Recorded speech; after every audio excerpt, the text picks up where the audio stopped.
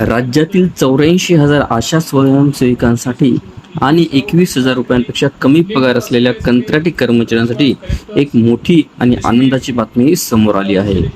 सरकार आता या कर्मचाऱ्यांना राज्य कामगार विमा योजना म्हणजेच ESIS चा लाभ देण्याच्या तयारीमध्ये आहे.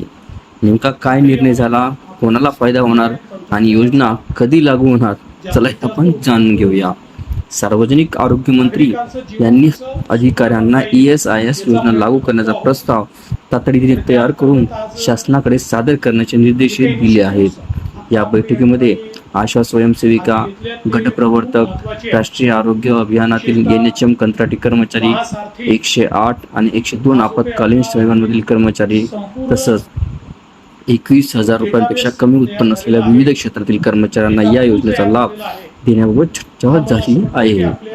जर हा प्रस्ताव मंजूर झाला तर हजारो कर्मचाऱ्यांना आणि त्यांच्या कुटुंबियांना मोफत किंवा कमी खर्चात उपचार हा मिळणार आहे.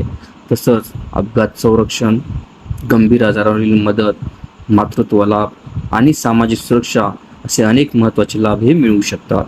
या योजनेचा लाभ आशा स्वयंसेविका, NHM कंत्राटी कर्मचारी, नागरी सहकारी पतसंस्था कर्मचारी, रेशन दुकान कर्मचारी, खाजगी शाळांमधील कर्मचारी, स्वयंरोजगार संस्था आणि सार्वजनिक वाचनालयातील कमी उत्पन्न असलेल्या कर्मचाऱ्यांसाठी सुद्धा मिळू शकतो.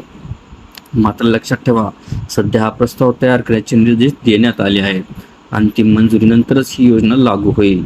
या निर्णयामुळे हजारो कर्मचाऱ्यांना मोठा दिलासा मिळण्याची शक्यता आहे. अशा सरकारी कर्मचारी, आशा सेविका आणि महाराष्ट्र शासनाच्या ताज्या अपडेटसाठी चॅनलला सबस्क्राईब करा, व्हिडिओला लाईक करा आणि ही माहिती आपल्या इतर मित्रांपर्यंत नक्की पोहोचवा.